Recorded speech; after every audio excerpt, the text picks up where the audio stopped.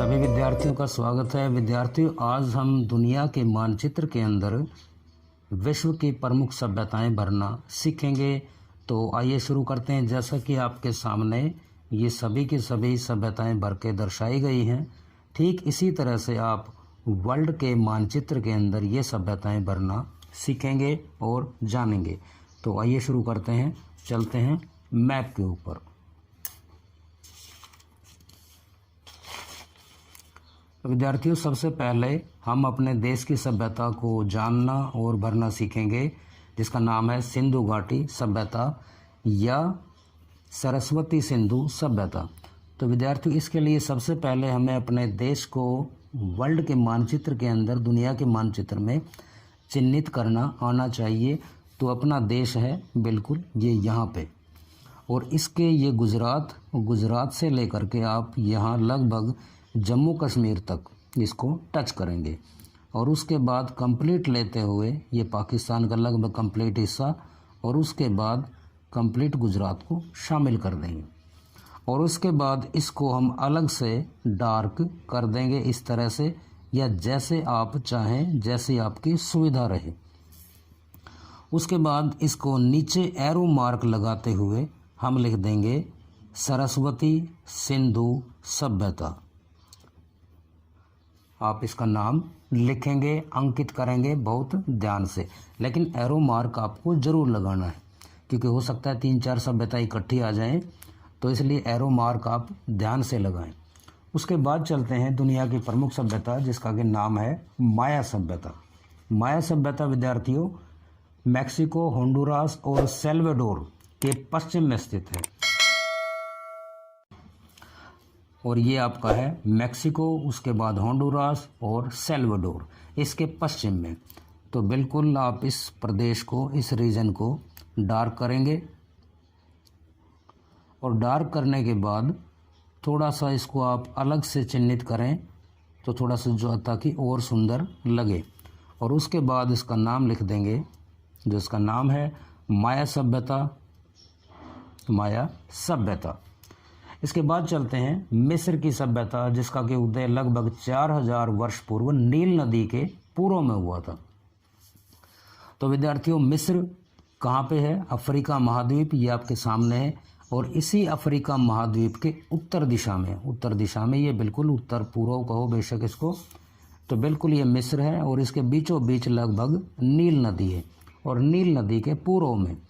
तो इस प्रदेश को आप डार्क कर देंगे मिस्र की सभ्यता दर्शाने के लिए, और इस तरफ नीचे आप एरो मार्क लगा करके इसका नाम लिख दें मिस्र की सभ्यता।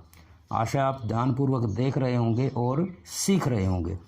इसके बाद चलते हैं नेक्स्ट मेसोपोटामिया की सभ्यता। विद्यार्थियों, दुनिया की प्राचीनतम और महान सभ्यता है मेसोपोटामिया सभ्यता।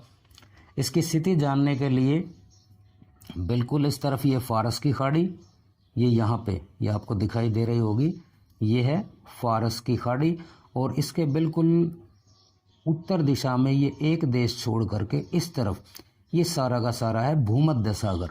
कौन सा सागर? भूमध्य सागर।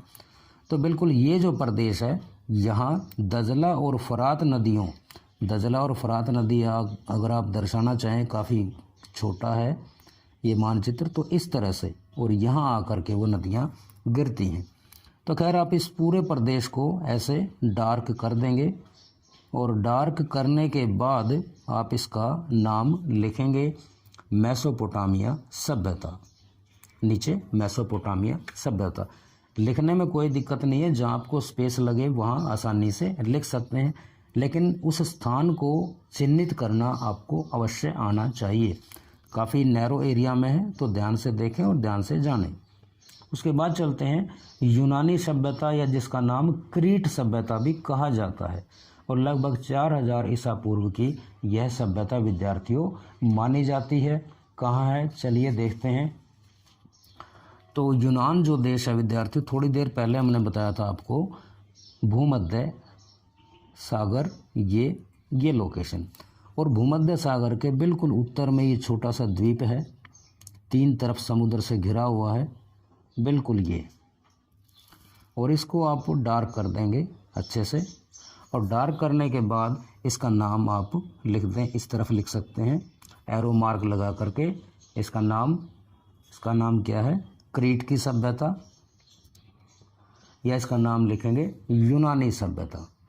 उसके बाद चलते हैं रोमन सभ्यता। बिल्कुल इसके पास में रोम राजधानी इटली की है और इटली देश है ये आपके सामने, बिल्कुल ये नीचे जो समुद्र के अंदर है और ये ऊपर तक इस तरह से। विद्यार्थियों, रोम नगर जो कि 1000 ईसा पूर्व में टाइबर नदी के किनारे स्थित था और यह 7 पहाड़ियों पर स्थित था और उसी के नाम पे इस सभ्यता का नाम पड़ा रोमन सभ्यता। इस तरफ आप एरो का निशान लगा करके जिस तरफ सभ्यता है आप इसका नाम लिख देंगे रोमन सभ्यता।